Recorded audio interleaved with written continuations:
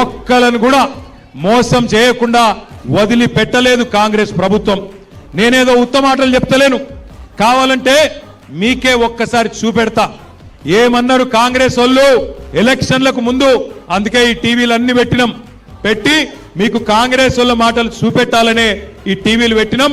ఒక్కసారి టీవీలలో రేవంత్ రెడ్డి ఏమేం చెప్పిండు మాటలు ఎలక్షన్లకు ముందు అది ప్లే చేయాలని చెప్పి మా తమ్ములను కోరుతా ఉన్నా. పెన్షన్ ఎంత వస్తుంది? 2000 వస్తుంది కదా. వచ్చే నెల డిసెంబర్ 9 నాడు 2000 కాదు, ఇందిరమ్మ రాజ్యం వచ్చి నీకు 4000 రూపాయలు పెన్షన్ వస్తుంది.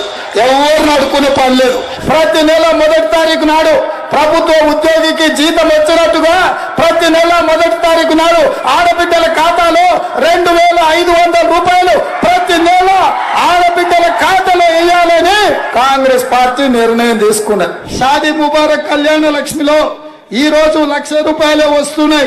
వచ్చే నెల మీరు తీసుకుంటే 1,00,000తో పాటు తులం బంగారం ఆడబిడ్డలకే ఇచ్చి పేదల కోసం ఇందిరమ్మ ఇల్లు కట్టుకోవడానికి, ఇల్లు లేని పేదలకు, పెళ్ళైన ప్రతి వాడికి ఇందిరమ్మ ఇల్లు కట్టుకోవడానికి 5 లక్షల రూపాయలు ఉచితంగా ఇవ్వాలని ఇవాళ కాంగ్రెస్ పార్టీ నిర్ణయం తీసుకున్నది. చూసినరా ఏం చెప్పిండో? చూసినరా? అందరు విన్నారా? 2 ఏళ్ళు అయింది. మరి 4000 పెన్షన్ వచ్చిందా? 2,500 వచ్చినాయా? ఆడపిల్లలకి తులం బంగారం వచ్చిందా? పెళ్ళైతే స్కూటీలు వచ్చినాయా? ఇందిరమ్మ ఇండ్లు వచ్చినాయా? హైదరాబాద్ లో ఒక్క ఇటుక పెట్టిండా? ఒక్క కొత్త రోడ్డు కట్టిండా? ఒక్క పనన్న చేసిండా?